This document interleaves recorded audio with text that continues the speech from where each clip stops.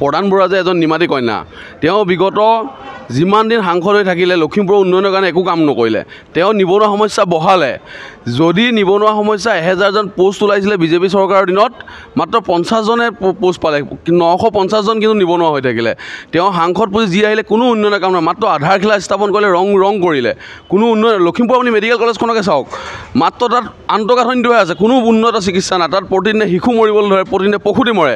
আপোনালোকে এই নগাঁৱৰ যিটো ৰেলৱে অভাৰব্ৰিজৰ কথা কৈছিলে, ইস্তাহাৰ ডাঙৰ এখন শিৰ ফুলাই কৈছিলে মুখ্যমন্ত্ৰী আহিবলৈ প্ৰধান বৰুৱাই বিগত সাংসদীয় নিৰ্বাচনত। এতিয়া যদি আপুনি নগাঁও এৰিলে এজন প্ৰসূতি বা এজন বাচ্চা বেমাৰ হ'লে নিবলগীয়া হয়, 1 ঘণ্টা ৰখিবলগীয়া হয় ৰেলৱে অভাৰ ক্ৰচিঙত। কিন্তু আজিলৈকে অভাৰব্ৰিজৰ হোৱা কোনো আমি লক্ষণেই দেখা নাপালোঁ। এই সাংসদজন যে এজন নিমাতী কন্যা, সেইটোৱে সত্য প্ৰমাণিত হ'ল। চাওক, লখিমপুৰ ৰাইজ কিন্তু মূৰ্খ নহয়। লখিমপুৰ ৰাইজে এইবাৰ বিবেক ভোট দিব।